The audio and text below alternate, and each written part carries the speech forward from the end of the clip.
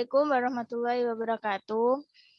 Perkenalkan, kami dari kelompok 4 akan mempresentasikan tentang teknik perencanaan pendidikan.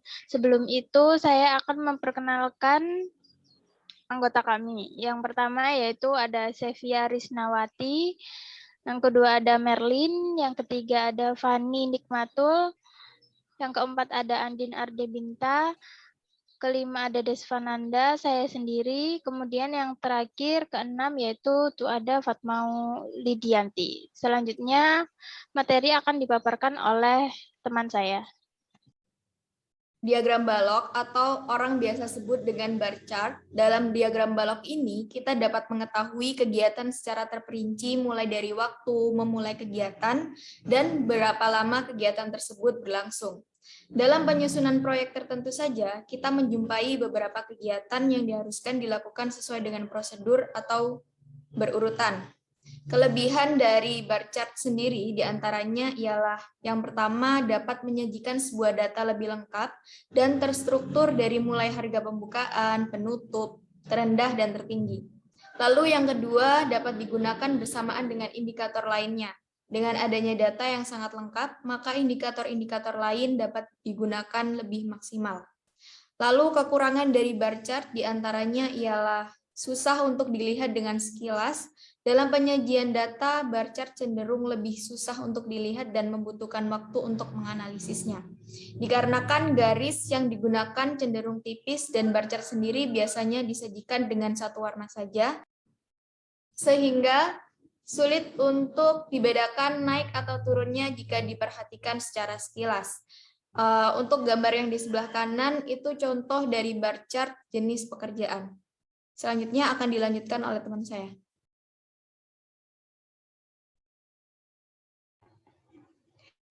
Baik, untuk teknik perencanaan yang kedua adalah teknik diagram milestone. Diagram milestone juga disebut dengan diagram struktur perincian kerja, menggambarkan unsur-unsur fungsional dari suatu proyek, serta hubungan antara unsur-unsur fungsional tersebut. Struktur dibuat berdasarkan pemecahan struktur proyek, serta urutan hierarkisnya. Jika proyek sebagai keseluruhan dianggap sebagai sistem, maka proyek itu akan dipecah-pecah menjadi subsistem. Dan subsistem ini kemudian akan dipecah lagi menjadi sub-subsistem sampai kepada elemen-elemen yang dapat dikelola. Adapun kelebihan dan kelemahan diagram milestone. Kelebihan diagram milestone, yang pertama sederhana, mudah dipahami, sehingga sangat bermanfaat sebagai alat komunikasi dalam penyelenggaraan proyek. Yang kedua, digunakan untuk penjadwalan sederhana atau proyek-proyek yang kegiatannya tidak terlalu berkaitan atau proyek kecil, sedangkan network untuk penjadwalan proyek yang rumit. Kemudian yang ketiga, digunakan untuk penjadwalan operasi yang berulang. Kemudian dapat menggambarkan jadwal suatu kegiatan dan kenyataan kemajuan sesungguhnya. Kemudian dapat digabungkan dengan metode lain pada saat pelaporan. Kemudian ada kelemahan diagram milestone. Yang pertama, hubungan antara satu kegiatan dengan kegiatan lainnya tidak tergambarkan atau hubungan kebergantungannya tidak ditunjukkan. Terus, kemudian yang kedua, tidak dapat diidentifikasi. Kemudian proyek yang besar memerlukan kontrol waktu secara ketat.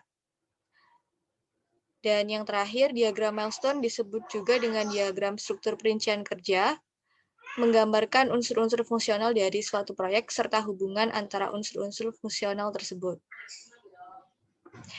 Untuk selanjutnya akan dijelaskan oleh rekan saya. Oke, selanjutnya ada PERT and CPM. Yang pertama itu ada pengertian PERT atau Program Evaluation and Review Technique. PERT adalah teknik yang mempunyai taksiran bahwa proyek yang akan dilaksanakan adalah proyek baru dan memiliki perkiraan biaya dan waktu dalam pelaksanaannya.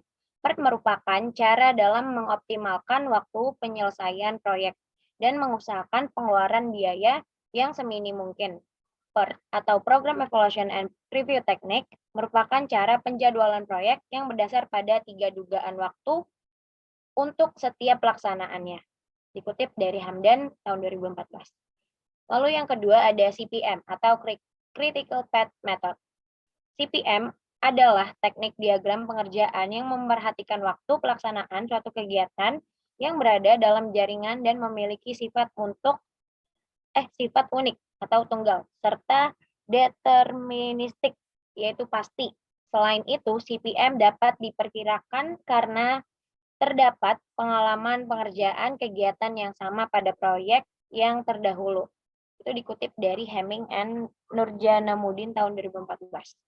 CPM juga sering disebut teknik yang menyempurnakan teknik PERT karena pada teknik CPM ini telah dilakukan penyederhanaan yang dapat dilihat dari yang tidak ditemui di kegiatan dummy atau anak panah yang terputus-putus, dan kegiatan yang dilakukan tidak lagi dimulai dan diakhiri oleh event atau peristiwa. Mungkin selanjutnya bisa dilanjut oleh teman saya. Baik, selanjutnya mengenai kekurangan dan kelebihan diagram. Keuntungan menggunakan diagram. Yang pertama, sederhana, mudah dibuat dan dipahami, sehingga sangat bermanfaat sebagai alat komunikasi dalam penyelenggaraan proyek. Gantt chart sangat mudah dipahami. Balok horizontal atau horizontal bar dibuat pada tiap kegiatan proyek sepanjang garis waktu.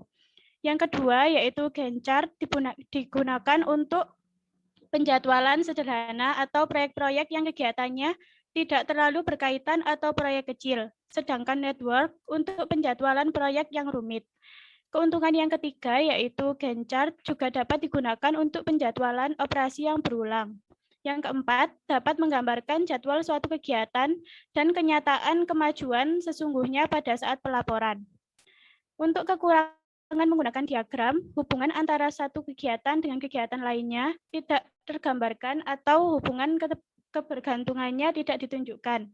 Kekurangan yang pertama yaitu tidak dapat diidentifikasi kegiatan mana yang merupakan kegiatan kritis.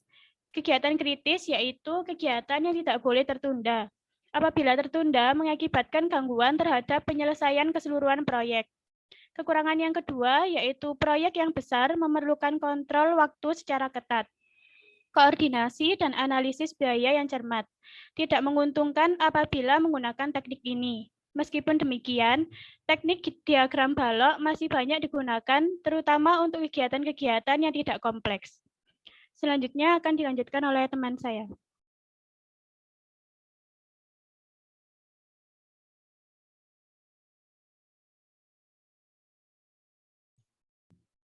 Hasil observasi. Dari hasil observasi yang kami lakukan di SMA Antartika Sidoarjo dalam perencanaan pendidikan menggunakan teknik perencanaan diagram balok atau bar chart atau JNK. Alasan SMA Antartika Sidoarjo menggunakan diagram tersebut dalam teknik perencanaan pendidikannya yaitu agar semua program dan kegiatan yang akan dilaksanakan di sekolah berjalan sesuai dengan rencana dan tujuan yang telah ditentukan, serta dapat memudahkan dalam pengelolaan data dari kegiatan yang dilakukan. Di samping merupakan contoh penggunaan diagram balok di SMA Antartika Sidoarjo. Terima kasih, saya kembalikan ke moderator.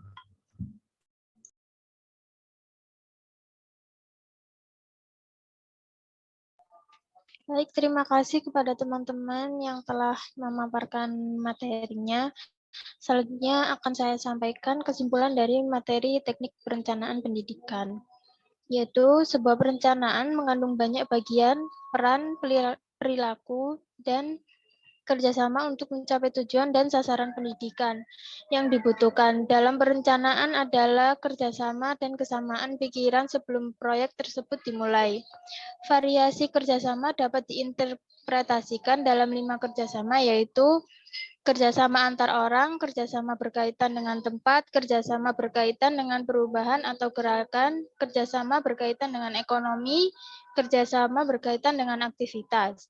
Kemudian terdapat 3 teknik perencanaan, yaitu teknik diagram balok, teknik diagram Millstone, dan teknik PERT dan CPM. Terima kasih. Wassalamualaikum warahmatullahi wabarakatuh. Waalaikumsalam warahmatullahi wabarakatuh.